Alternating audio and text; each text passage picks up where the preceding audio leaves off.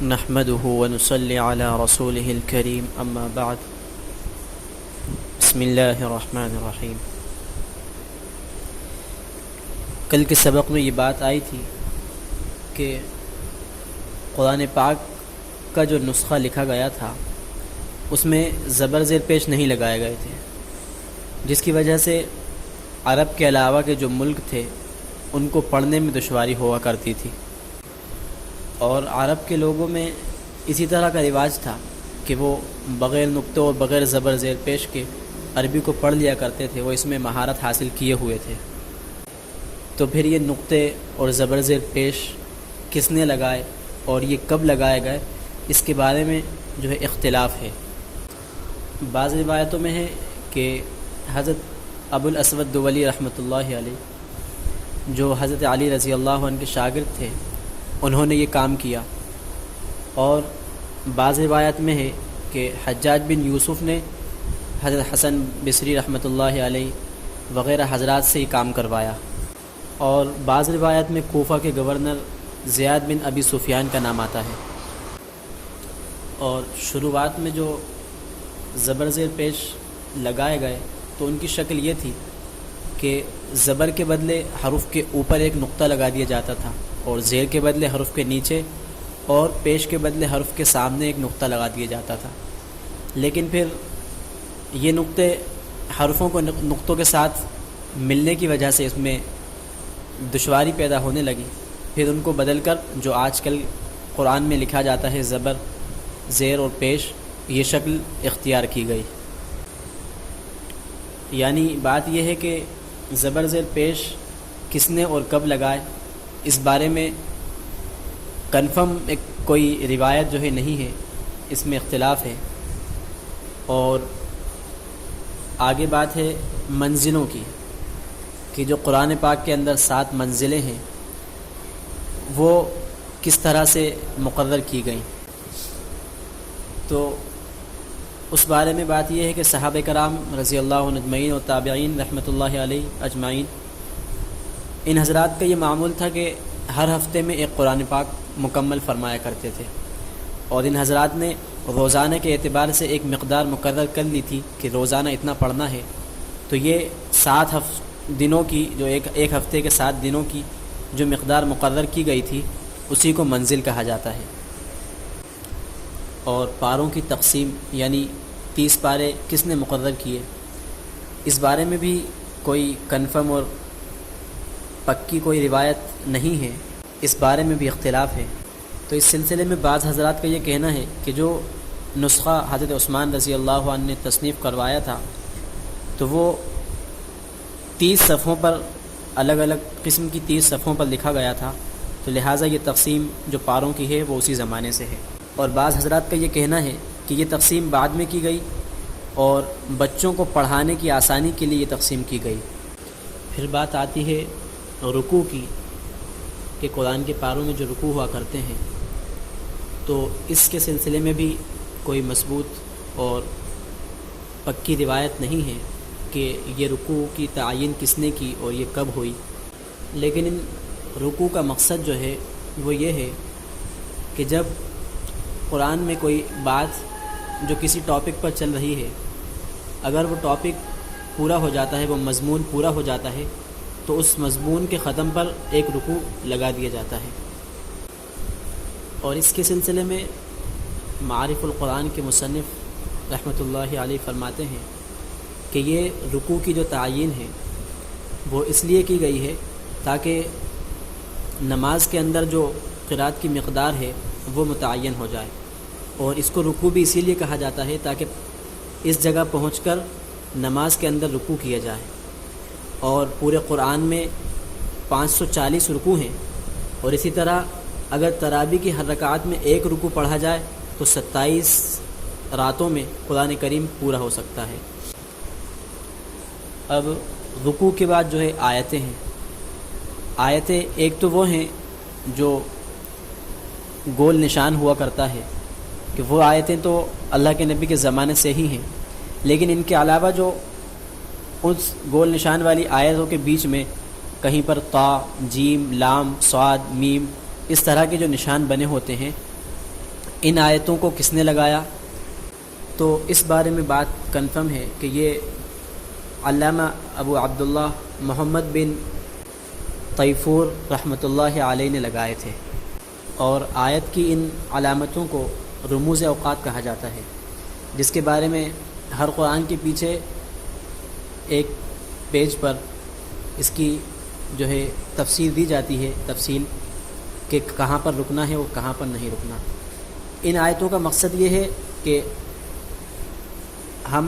قرآن پاک پڑھتے وقت کسی ایسی جگہ پر نہ رکیں کہ جس سے قرآن کا معنی بدل جائے،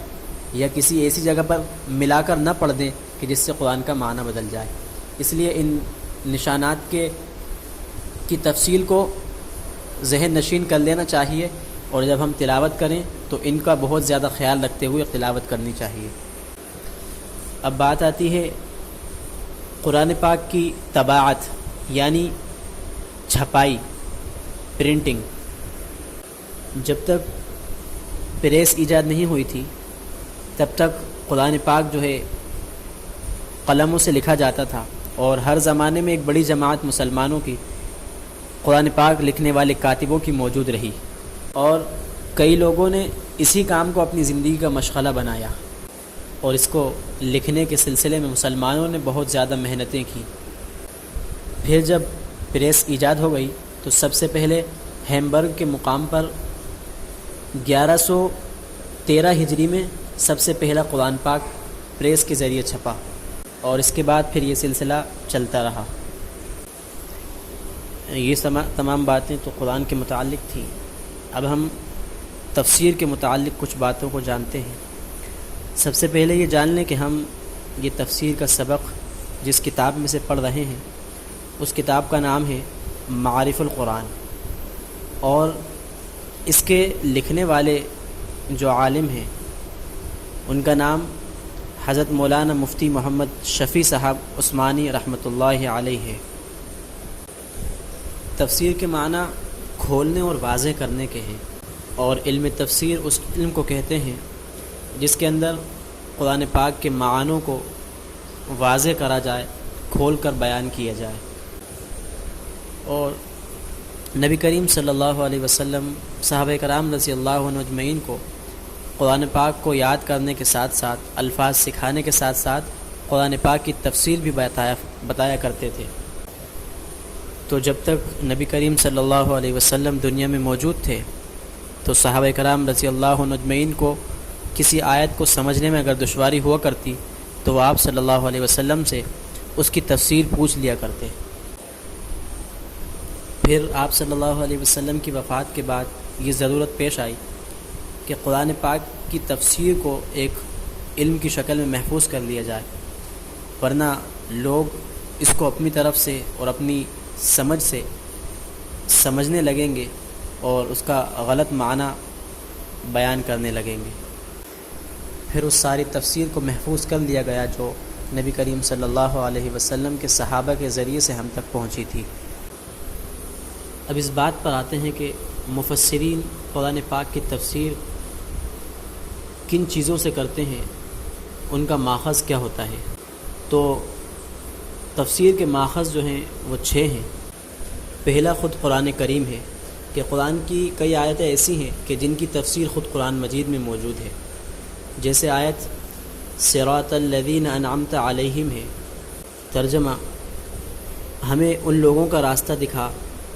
جن پر تو نے انعام کیا، لیکن یہاں پر یہ بیان نہیں کیا گیا کہ انعام کن لوگوں پر کیا، تو اس بارے میں تفسیر قرآن پاک میں خود موجود ہے۔ جو دوسری آیت ہے وہ یہ ہے اولئک الذین انعم اللہ علیہم من النبیین والصدیقین والشہداء والصالحین، ترجمہ یہ وہ لوگ ہیں جن پر اللہ تعالی نے انعام فرمایا، یعنی انبیاء، صدیقین، شہداء اور صالحین لوگ، نیک لوگ۔ تو اس طرح ایک آیت سے دوسری آیت کی تفسیر قرآن کریم کے ذریعے سے کی جاتی ہے۔ مفسرین سب سے پہلے اسی طریقے کو اختیار کرتے ہیں اور اسی کے اندر آیتوں کی تفسیر تلاش کرتے ہیں۔ دوسری چیز جو ہے وہ حدیث ہے کہ جن آیت کی تفسیر قرآن پاک میں نہیں ملتی ان آیت کے لیے حدیث کی طرف رجوع کیا جاتا ہے، اور احادیث میں ان کے معنوں کو اور ان کی تفسیر کو تلاش کیا جاتا ہے۔ پھر قرآن اور حدیث کے بعد تیسری چیز صحابہ کرام رضی اللہ عنہ اجمعین کے اقوال ہیں کہ صحابہ کرام رضی اللہ عنہ اجمعین نزول وحی کے وقت خود موجود تھے اور آیات کے نازل ہونے کے پس منظر کو انہوں نے خود دیکھا ہے۔ تو تیسرے نمبر پہ تفسیر میں صحابہ کرام رضی اللہ عنہ اجمعین کے اقوال کی مدد لی جاتی ہے۔ پھر اس کے بعد تابعین رحمۃ اللہ علیہ اجمعین کا نمبر آتا ہے کہ صحابہ کے بعد تابعین کے اقوال کے ذریعے قرآن پاک کی تفسیر میں مدد لی جاتی ہے، کیونکہ تابعین نے خود براہ راست صحابہ کرام رضی اللہ عنہ اجمعین سے علم حاصل کیا ہے۔ اور اگر ان 4 جگہوں پر تفسیر کسی آیت کی نہیں مل پاتی تو پھر عربی زبان کے قواعد اور قوانین کی مدد لی جاتی ہے۔ اور تفسیر کا آخری ماخذ یعنی چھٹا ماخذ تدبر استنباط ہے، یعنی جب کوئی شخص تفسیر کے ان علوم میں جو ابھی آگے آنے والے ہیں مہارت حاصل کر لیتا ہے اور اپنی پوری زندگی قرآن کے اندر لگا دیتا ہے تو اللہ تعالیٰ ان کے ذہنوں کو قرآن کے سمجھنے کے لیے وسیع فرما دیتے ہیں۔ تو وہ پیچھے ذکر کیے گئے 5 تفسیر کے ماخذوں کی روشنی میں قرآن کے اندر سے نئے نئے نکات یعنی پوائنٹس نکال کر اپنی تفسیر میں ذکر فرماتے ہیں۔ لیکن اگر یہ پوائنٹس اور نکات مذکورہ 5 چیزوں کے یعنی قرآن، حدیث، صحابہ کے اقوال، تابعین کے اقوال اور لغت کے خلاف ہوتا ہے تو اس کو قبول نہیں کیا جاتا۔ تو ساری بات کا خلاصہ یہ ہوا کہ قرآن پاک کی تفسیر صرف اپنی عقل کے لحاظ سے اور اپنی عقل کے ذریعے سے نہیں کی جا سکتی۔ تو قرآن پاک کی تفسیر کرنے کے لیے جن علوم میں مہارت ہونی ضروری ہے ان میں سے ایک عربی کے قواعد یعنی عربک گرامر، علم حدیث، اصول فقہ، اصول تفسیر، علم عقائد، علم کلام، ان علوم کے اندر گہری مہارت ہونا ضروری ہے۔ لیکن بعض لوگ صرف ذرا سی عربی سیکھ کر قرآن پاک کو اپنے عقل سے سمجھنا شروع کر دیتے ہیں اور بڑے بڑے مفسرین کے اوپر طنز اور طعنے کرتے ہیں اور قرآن کی اس آیت کو دلیل بناتے ہیں وَلَقَدْ يَسَّرْنَا الْقُرْآنَ لِلذِّكْرِ فَهَلْ مِن مُدَّكِرٍ۔ ترجمہ: اور بلا شبہ ہم نے قرآن کریم کو نصیحت حاصل کرنے کے لیے آسان کر دیا ہے۔ تو کہتے ہیں کہ قرآن پاک اللہ تعالیٰ نے آسان کر دیا ہے اس لیے اسے خود سمجھا جا سکتا ہے، لیکن یہ بات غلط ہے۔ اصل میں قرآن پاک کی آیتیں 2 طرح کی ہیں، ایک وہ ہیں جن میں نصیحت کی باتیں ہیں اور واقعات ہیں، اور دوسری وہ ہیں جن میں عقائد، احکام اور قوانین کی باتیں ذکر کی گئی ہیں۔ تو وَلَقَدْ يَسَّرْنَا الْقُرْآنَ لِلذِّكْرِ اس آیت کے ذریعے سے پورے قرآن کو آسان سمجھنا اور اپنی عقل سے اس کی تفسیر کرنا غلط ہوگا، کیونکہ اس آیت میں لفظ للذکری یعنی نصیحت کے لیے، جس کا ترجمہ ہے نصیحت کے واسطے، اس کو آسان کیا گیا ہے۔ تو اس بات سے معلوم ہوتا ہے کہ جو آیتیں نصیحت کی اور واقعات کی ہیں وہ تو آسان ہیں، سمجھنا ان کو آسان ہے، ان کے ذریعے سے نصیحت حاصل کرنا آسان ہے، لیکن جو احکام اور قواعد اور عقائد کی جو آیتیں ہیں ان کو سمجھنا بالکل بھی آسان نہیں ہے۔ یہ تو اس طرح ہوا کہ کوئی انگلش سیکھ کر اور ڈاکٹری کی کتابیں پڑھ لے اور اپنے آپ کو ڈاکٹر کہے تو کوئی بھی عقل مند شخص اس کو ڈاکٹر نہیں سمجھے گا اور نہ ہی اس کے پاس علاج کے لیے جا کر اپنی جان کو خطرے میں ڈالے گا، کیونکہ اگر صرف عربی سیکھنے سے تفسیر کرنا ممکن ہوتا تو خود صحابہ جو عربی کے ماہر تھے انہوں نے نبی کریم صلی اللہ علیہ وسلم سے آیتوں کی تفسیر معلوم کی اور سیکھی۔ روایتوں میں ہے کہ بعض صحابہ کرام نے صرف سورہ بقرہ کو یاد کرنے کے اندر 8 سال لگائے۔ حالانکہ یہ بات ہم جانتے ہیں کہ پہلے کے لوگ اور خاص کر عرب کے لوگ کتنے ذہین اور کتنے شارپ دماغ کے تھے کہ سب اپنی جو ہے نسب نامے ان کو زبانی یاد ہوا کرتے تھے، خود کے تو ٹھیک، اپنے جانوروں کے نسب نامے بھی ان کو زبانی یاد ہوا کرتے تھے، تو سورہ بقرہ کو 8 سال میں حفظ کرنے کا کیا مطلب ہوگا؟ ضرور یہی مطلب ہے کہ اس کی تفسیر اور اس کی تشریح کے ساتھ اس کو سمجھنے میں اور اس کو زندگی کے اندر اتارنے کے اندر 8 سال لگائے۔ تو یہ بات یاد رکھی جائے کہ صرف عربی سمجھ لینے سے اور عربی جان لینے سے قرآن کی تفسیر نہیں کی جا سکتی، اور اگر کوئی اس طرح کرتا ہے تو نبی کریم صلی اللہ علیہ وسلم کا ارشاد بھی یاد رکھے کہ جس کا ترجمہ ہے کہ جو شخص قرآن کے معاملے میں بغیر علم حاصل کیے، علم کے بغیر کوئی بات کہے تو وہ اپنا ٹھکانہ جہنم میں بنا لے۔ اور آپ کا دوسرا ارشاد بھی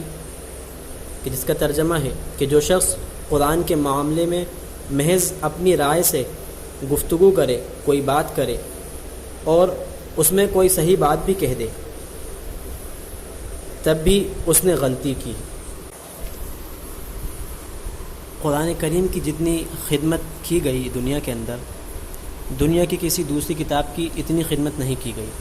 چنانچہ نبی کریم صلی اللہ علیہ وسلم کے زمانے سے اب تک تفسیر کی اتنی کتابیں لکھی گئی ہیں کہ اگر ان کتابوں کے تعارف کے لیے ایک کوئی الگ سے کتاب بھی لکھی جائے تب بھی ان کا تعارف ممکن نہ ہوگا۔ تفسیر کی بہت سی کتابیں ہیں جن کا نام انشاءاللہ تفسیر کے درمیان بیچ بیچ میں آتا رہے گا۔ آج کا سبق یہیں تک، سبق تھوڑا لمبا ہو گیا، لیکن انشاءاللہ تعالی کل سے ہم سورہ فاتحہ کی تفسیر اور ترجمہ شروع کریں گے۔ اللہ تعالی ہم سب کو قرآن کے اوپر عمل کرنے